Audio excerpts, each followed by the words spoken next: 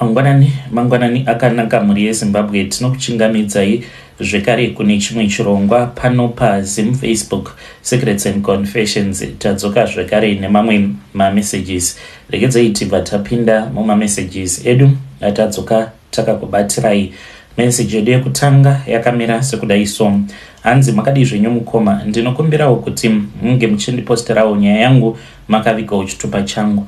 Inino ndauya pano ndiine confession yangu iyo yandiinayo. Confession yangu yakamira sekudai so: zvinhu izvi zvakaitika apo pandainge ndiine 21 years. Tainge tiri kuEaster conference kumusha kumasvingo. Saka gore iroro takabva tachizonzi tainge tichazoitira Easter yedu muHarare. Saka tainge tichigara pachechi apa painge pari padhuze nemamwe mashops. Saka nefriend yangu takazoenda kumashops tichida kungorohwa zvedu nemhepo. Mari tainge tisitomborina apa tichiona vamwewo avo vainge vakapiwa mari nevabereki vavo vachitodya mari.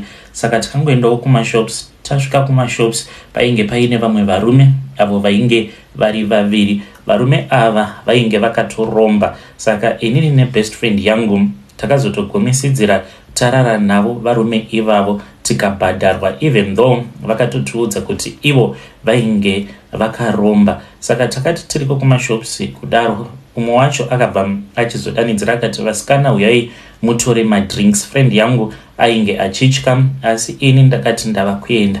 Ndasvikapo pamotikari ndikabva ndatanga kutaura neumwe wacho, ndokubva andiudza kuti ainge achida kundipa mari but ainge achida kuti ndige ndichipinda mumotikari make. Ndakazotaura nefriend yangu akabvuma.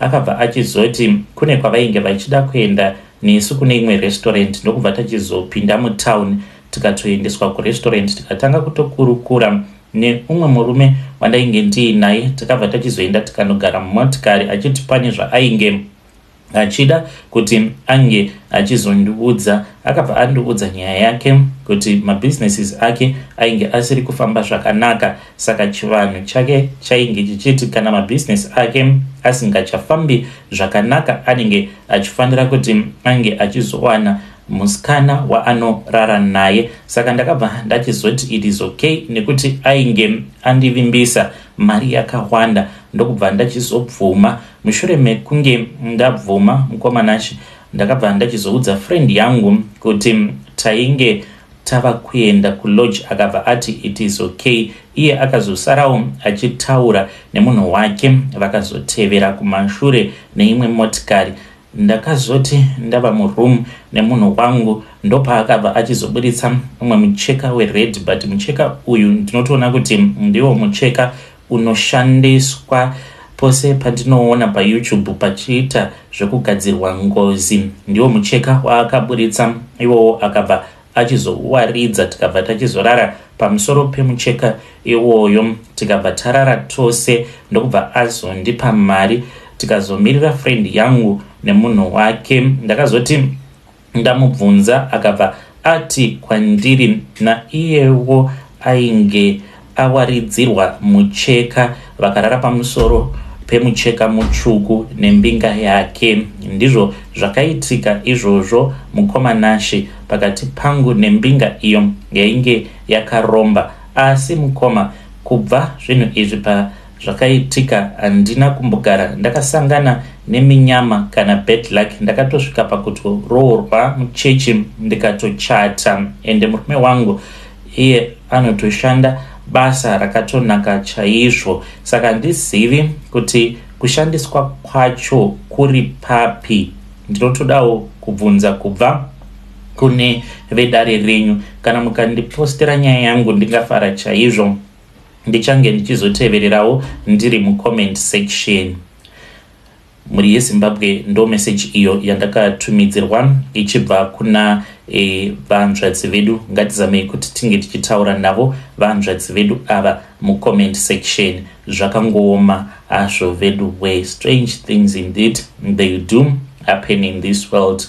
Muchiti vana vari kuchurch izvo vanenge vava kutoita zvembinga, asi ngatitaurei navo vanzvadzi vedu ava mucomment section. Regedzai tibva taenda panyedu inotevera. Nyedu inotevera yakamira sekudai so. Hanzi makadii zvenyu mukoma, ndinokumbirawo kuti munge muchindiposterawo nyaya yangu makaviga chitupa changu. Ininiwo ndiri murume uye zvekare ndine makore 42 years kuberekwa. Kubva zvandakauya kunoku kuSouth Africa ndikangoti handina chandinacho, ndakangovakisawo ka 3 room kumusha, kungotengawo zvipfuwo 2-3, but chokwadi chandinacho kubva zvandakauya kuno kuSouth Africa chandakaita neupenyu hwangu pa 10 years dzose dzandagara muno muSouth Africa hapana. Saka pane nyaya iripo mukomanashi. Ndine umwe bhururu wangu uyo wandinoshanda naye.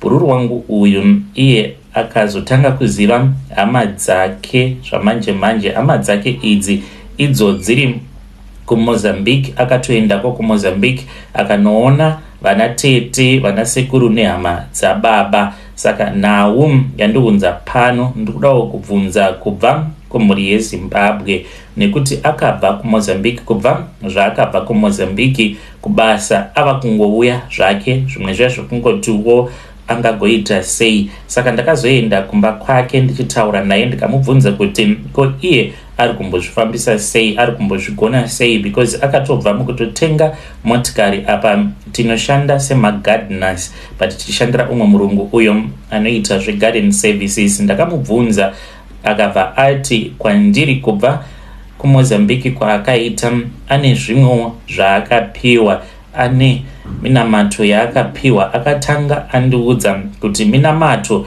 iyo yaakapiwa, but ndakazoti ndichicherechedza ndikabva ndaona kuti haisi minamato, nekuti kun'anga haungambopiwi minamato. Ndikabva ndachizomubvunza zvekare akabva anditi wandibata wena, ari kuti iye ane mafuta awo aakapiwa. Mafuta awa aakapiwa mafuta elaki rekuti ange achizoitawo laki. Saka ndoda kubvunza kubva kumhuri yeZimbabwe kuti kana kuri kunzi ndikaendawo ndikanopiwa mafuta iwawo elaki ndinenge ndakanganisa here? Ndikuda kungoonawo kuti zvinoshanda here, because kwaari zviri kumushandira kutoti unge uchitomubvunza kuti asi nhaiwe ko uri kumbozvifambisa sei, uye zvekare ko uri kumboiwana kopi mari yacho uri kuiwana sei? Akatadza kana kundipindura, akangoseka zvake akabva ati ndo zvinoitika izvozvo kana uine laki. Laki rinongouya kwauri, unongosangana nevanhu vanenge vachida kukubatsira. Saka ndauya pano ndichida kuti mhuri yeZimbabwe munge muchindinzwawo, ndibatsireiwo, ndipeiwo advice. Ndichange ndichizotevererawo ndiri mucomment section. Ndoenda here kuMozambique? Kubva zvakaenda kuMozambique murume uyu ari kuita mari nedzimwe nzira dzisiri kutombonzwisisika, kunyange zvikanzi kunenge kuri kuromba. Ini ndanga ndichida kuti ndinge ndichimboedzawo laki ka1, because ndikatarisa vamwe vezera rangu vanhu vekuti vari kutorarama life itori bo, but inini wangu upenyu hwakangomira panzvimbo imwe chete. Apa vana vari kukura, ndinoti kana ndakatarisa vana ndinozvibvunza kuti zvino vana vangu nhaka yandichavasiyira ndeipi? Zvimwe kuda kana ndikawanawo mushonga wacho welaki ndikatanga kuushandisa, maybe ndinokwanisa kuzosiyirawo vana vangu nhaka yakanaka. Hey, vedari ndo message iyo yandakatumidzirwa ichibva kuna mukoma vedu. Ngatizamei kuti tinge tichitaura navo mukoma vedu ava mucomment section. Zvakangoma hazvo vedu we. Kokana kuri kunzi shamari yenyu kokana akachekeresa naye mukoma munozozvigonawo here izvi zvekuromba? Asi ngatitaurei navo mucomment section. Rekedzai tibva taenda panyedu inotevera.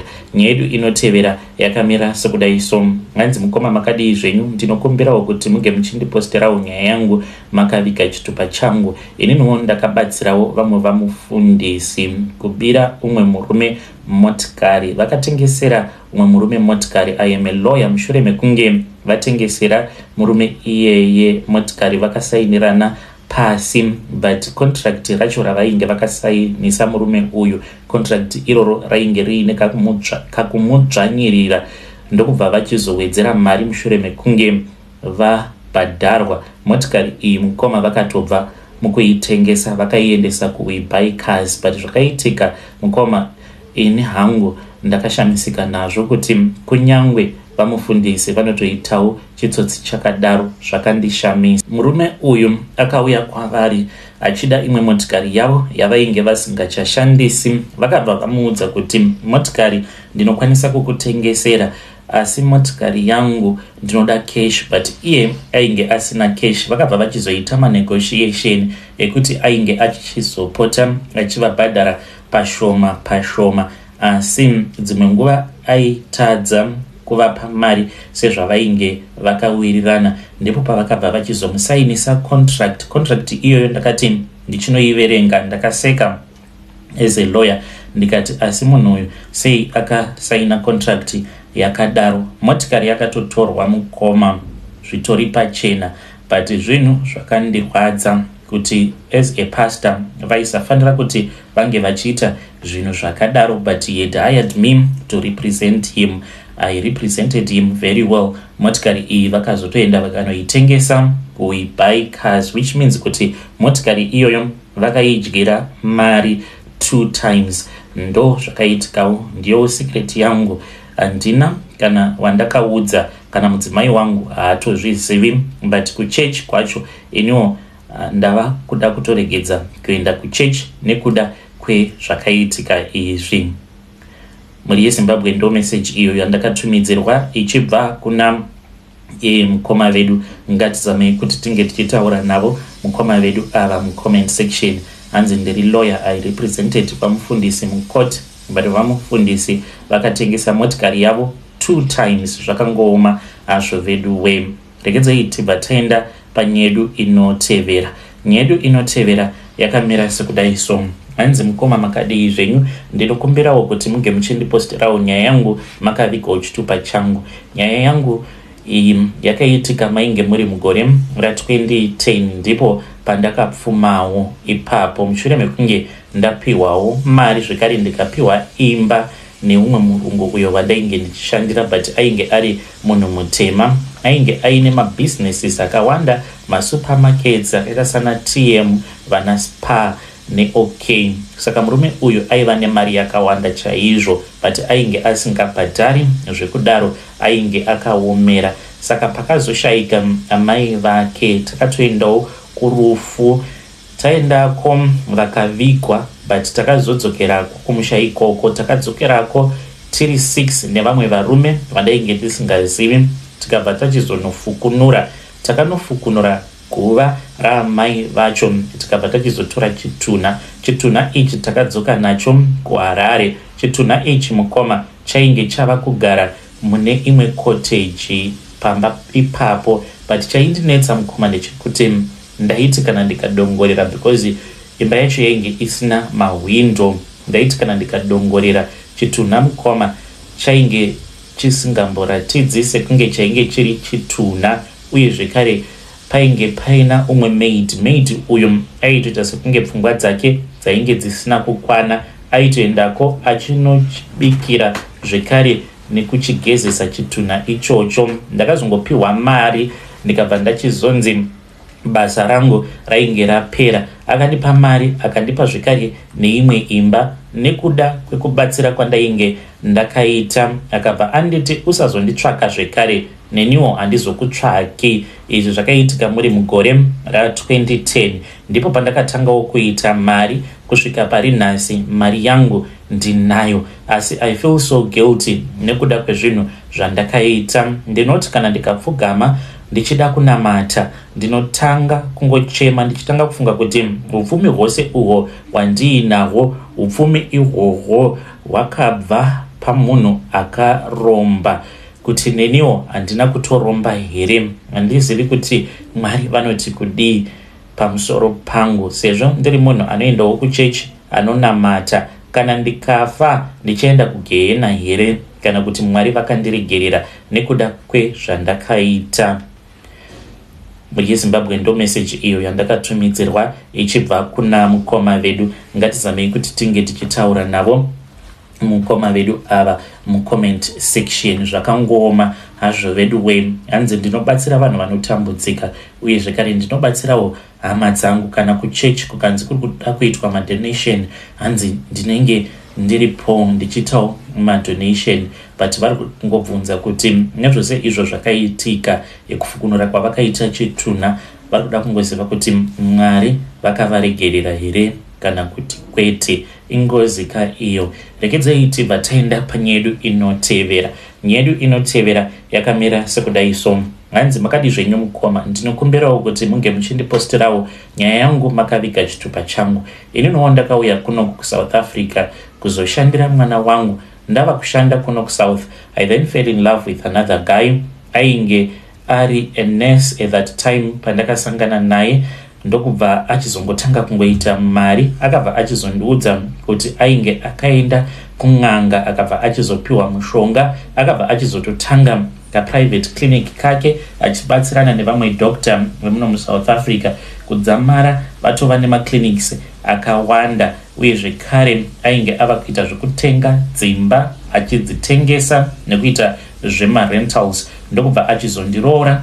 Takatoenda tose kuZimbabwe, ndikaroorwa tikatochata mune zvakanaka. Saka after tabva ikoko ndo pandakatanga kuti kana ndikabatira pamuviri nhumbu yaibva yachizobva. Ndokubva tachizodzokera zvekare kung'anga. Tadzokera kung'anga kuya tikabva tachizoudzwa kuti mishonga iyo yainge yakabatwa nemurume wangu yainge yaexpire. Zvino kurenyuwa mishonga iyoyo aifanira kuti ange achizorara naamai vangu. Takabva tachizoita kuti amai vange vachizouya kuno kuSouth Africa.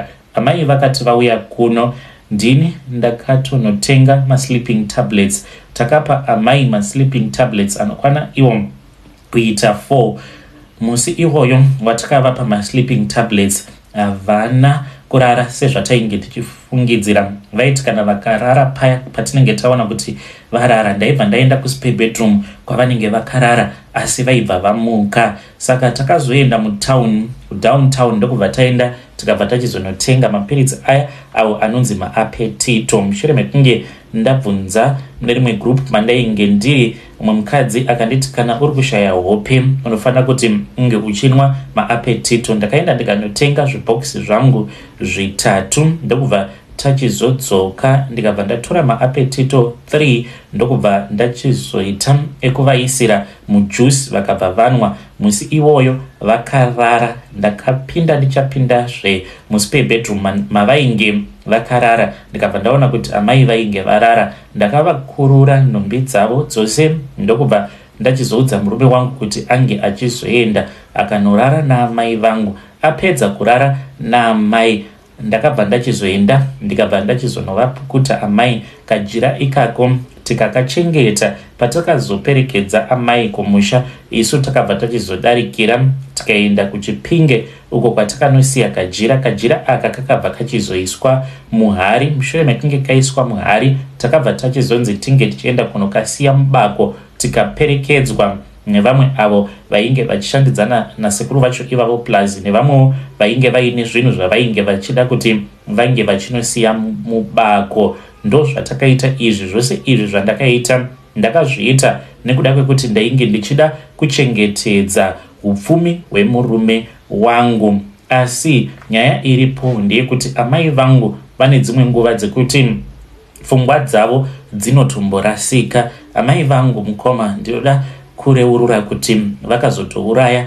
muzukuru wavo. Vakauraya muzukuru wavo, mwana wevamwe sisi. Mafiro aakaita mwana uyu handichakwanise kukuudzai, asi nekuda kwekuti tine mari takazoita cover up yekuti amai vasasungwa. Ndivo vainge vachigara navo vazukuru ivavo. Umwe akazomuka akafa, but tainge tichitovaona paglass amai ipapo pavainge vagarwa nemhepo yechikwambo chemurume wangu, nekuti yainge ichida ropa mhepo iyoyo. Ndokubva tachizotumidzira mhepo kuna amai vangu, vakabva vachizonogarwa apa vainge vari vega nevazukuru. Ndokubva vachizouraya umwe muzukuru akangomuka akafa. Nyaya iyi hakuna kwayakaenda nekuda kwekuti tine mari. Takameka sure kuti mai havasungwi. Ndo zvatakaita futi izvi zvekare. Ndinoda kureurura kuti ndizvo zvatakaita. Titori neglass rekuti tinoona hama dzose kana kuri kunzi kunenge kuine chakanaka chauchazosangana nacho tinotokuona paglass like this other cousin brother of mine ainge achifanira kuti ange achitevera mudzimai wake uyo akaenda kuIreland. Saka takazotoona kutoti kuIreland ikoko kwainge achazoenda ainge achazotonotanga imwe company hombe after makore akati one day and ainge achazotova a multimillionaire ikoko kuIreland. Nemurume wangu takagara pasi tikabva tati zvino toita sei. Izvi ndo zvatakabva tachizoita ende ndakabva tachizodzidza chidzidzo chekuti kana ukangonzi wava nemishonga yawava kushandisa, mishonga iyoyo inozongokonzeresa kuti urambe uchingotora mishonga yakawanda. Tatova nezvibhasiketi zviviri zvemishonga yakasiyana siyana, zviposo, kukanganisa vanhu, kuuraya vanhu. Zvose izvi zvakabva pakungoromba kwakaita murume wangu. Iye ane kabhasiketi kake neniwo ndine kabhasiketi kangu, nekuti pose patinoenda kunotora mishonga yakasiyana siyana tinenge tichizoichengeta. Imwe yacho ndeye kugeza nayo, imwe yacho ndeye kuti tinge tichizoimwaya kunyangwe muchechi chaimo, kuitira kuti vanhu vasazobatwa nemweya wekuprofita. Saka unongogara uine mishonga yakawanda mumba. Saka ndakabva ndachizoona kuti cousin brother yangu iye ainge achazoita mari apa akambondivhairira kumashure uko. Ndikabva ndabvunza murume kuti toita sei, ndipo patakabva tachizoenda tikabva tachizonotora mushonga wemubobobo. Izvi ndo zvatakaita and I hope kuti kunyangwe hangu ndiri munhu akaromba but ndichabatsira umwe munhu kunzo uko. Paya paunenge wava kuda kuita breakthrough, kana ukangorota uchiita bonde chete, ziva kuti zvinenge zvatodhakwa. Takati taenda kunotora mushonga iwoyo wemubobobo, ndipo apo pa ndakabva ndachizopinda muzviroto zvake ndichirara naye, but iye ainge achitoona achitorara nemumwe mukadzi uyo waainge achichiva, ende ndainge ndakatomira naye ndiri pama-premises apo paainge achazotanga business rake. Saka ndichita bonde naye ipapo kwainge kuri kutodzinga that destiny kuti asazombofa akaachiva izvo zvaainge akanzi naMwari ndo zvaachazoachiva kana kuri kunzi akazokwanisa kuenda kumhiri kwemakungwa. Saka takaendapo ipapo tikanoitira tsvina ipapo mumweya, ndokubva achizorota achiita bonde neumwe munhukadzi. Izvi zvakaitika kwemazuva akati one day. Ndakabva ndachizotanga kumushanyira usiku hwoga hwoga, ndaimushanyira ndichirara naye, uye zvekare ndichiitira kuti ange achizongowirwa nevakadzi vakawanda. Iye akabva achizotanga kuita zvevakadzi kudzamara achizobatwa nemukadzi wacho. Apa mukadzi ari kuIreland, mukadzi akangodeleta ma4 numbers ameno akangoti bloka tose, but ndakatofara nekuti I now know kuti that destiny is never going to locate him. Saka ndiyo yambiro yangu kune vamwe vanhu kunzoko kuti kana ukangogara wangorota uchiita bonde chete, ziva kuti izvo zvaunenge wakarongerwa naMwari zvinobva zvatodhakwa. Ndiyo secret yangu iyo yandinayo. I hope kuti kunyangwe muchizondijaja but madzidzawo kubva pasecret yangu. Mari yeZimbabwe ndo message iyo yandakatumidzirwa ichibva kuna vanzvadzi vedu. Zvakangooma hazvo vedu we, ngatizamei kuti tinge tichitaura navo vanzvadzi vedu ava mucomment section. Strange things indeed they do happen in this world. Hanzi kana uine zvaunenge wava kuda kuachiva in life, kana ukangorota chete uchisika bonde, ziva kuti zvinenge zvatodhakwa. Makambosanganawo nazvo here? Zvakamboitikawo here kwamuri izvozvo kuti pawainge wava kuda kuachiva something in life, then all of a sudden ukabva wachizorota uchiita bonde neumwe munhu, then zvinhu zviya zvawainge wakaronga zvikabva zvatodhakwa? You can come to my inbox and you can tell me your own side of the story. Rekidzai tibva taenda panyedu inotevera. nyedu inotevera yakamera sekudai so. Hanzi mukoma makadii zvenyu, ndinokumbirawo kuti munge muchindiposterawo nyaya yangu makavigawo chitupa changu. Ininiwo ndiri murume uye zvekare ndine makore 27 years ekuberekwa. Ininiwo ndakaroora mudzimai wangu ndakamuroora apo paainge achiri ne 24 iko zvinozvi ava ne 25. Saka iro rino gore ndipo pandakabva ndachizodaidzwa navatezvara vangu, sezvo tainge tiri vanhu vainge vachitambudzika. Dzimwe nguva tainge tichitoshaya kana mari yekubhadhara rent, saka vakabva vachizondidaidza vatezvara vangu, ndikabva ndaenda kuma offices avo. Ndaenda kuya ndipo pandakabva ndachizonzi navatezvara vangu, there is no need yekuti tinge tichitambudzika nekuti vanorwadziwa nekuti tainge tichingogara tichingotama uye zvekare tichivakumbira mari yerent. Vakabva vati kwandiri, iwe uri munhu ari right. Ndinozviona kuti uri munhu ari right, saka ndoda kuti ndinge ndichikupai imba, but imba iyi muchange muchizogarapo uye zvekare muchange muchizopachengeta pamba apa, ende ndichazokutsvakirai mari yekuti munge muchizotanga business. Tatova nekatakshop kedu uye zvekare zvinhu zvedu zviri kufamba, ende takatopiwa motikari. Tinopota tichienda kumazowe, kumakorokoza, tichinotengesa kumakorokoza ikoko. Asi nhau iripo ndeyekuti mudzimai wangu iye akapiwa zita ravatete. Vatete ava vakashayika. Mushure mekunge vashayika ndipo pakazotanga matambudziko edu. Vatete vake ivo vainge vakaitwa mukadzi wengozi. Zvino mukadzi wangu ava nedzimwe nguva dzekuti kana akangofunga nezvazvo anobva angorongedza zvinhu zvake obva atomboenda kumba kwevabereki vake, ende vabereki vake vakatondiudza kuti ini handifanire kuti ndinge ndichizonyanya kufunga nezvazvo nekuda kwekuti mukadzi wangu mukadzi wengozi, saka ndinomusheya noumwe murume. Zvakaitika ndezvekuti sekuru vake baba nyakubereka vatezvara vangu vainge vaine prazi, vakabva vachizouraya umwe murume ainge achivashandira wekuMozambique. Vakabva vachizonomukanda mugomo, vakabva vachizomuudza kuti ndava kukupa mwana wangu musikana. Mushure mekunge ngozi iya yava kutanga kunetsa, saka mudzimai wangu iye ndiye ava mukadzi wengozi, zvichireva izvo kuti ndiri kusheya mukadzi wangu nemweya wengozi. Dzimwe nguva ndinotongogara ndiri ndega, mukadzi anenge adzokera kumba kwevabereki vake. Iniwo ndiri kuda advice vedare, ende ndichiudzwa nyaya iyoyo ndakabva ndachizonzwa ndichitya, because hanzi murume uyu vakazotombonomutsvaka paakavigwa, vakatora mabhonzo ake.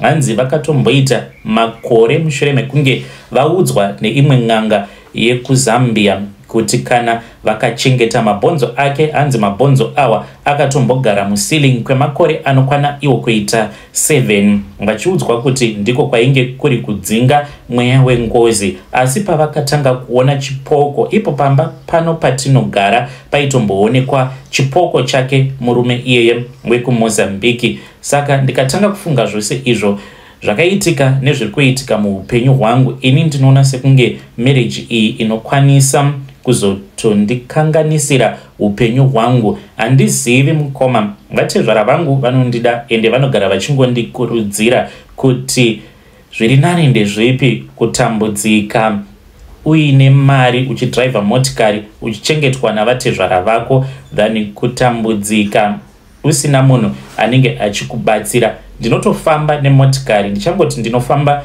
neRange Rover, but ndiyo mhando yemotikari yandinofamba nayo, zvekuti pandinotofamba ndinenge ndichitoremekedzwa nevamwe vanhu vasingatozivi kutoti ndinotochengetwawo navatezvara. Uye zvekare vakati kunyange ivo vakafa, vanatsano vangu vachangoramba vachingondichengeta nekuda kwekuti mudzimai wangu iye mukadzi wengozi. Zvino handikwanise kuti ndinge ndichirara naye pandinenge ndichinzwa kuda, kunyange kana ari kumba mazuva acho iwawo. Atori nedzimwe nguva dzekuti kana ndikangoenda pamusoro pake ndinotonzwa ndichibatwa kumusana kwangu, anobva atoti zvanhasi ngatisiyanei nazvo, because ari kuti achazouya achizoda kurara neni, saka haasi kuda kuti unge uchizosiya urume hwako mandiri. Ende ndakatoudzwa nemadzitezvara angu kuti kana zvikaitika saizvozvo handifanire kuti ndige ndichirara nemukadzi wangu. Hey, vedari ndo message iyo yandakatumidzirwa ichibva kuna mukoma vedu. Zvakangooma hazvo vedu we.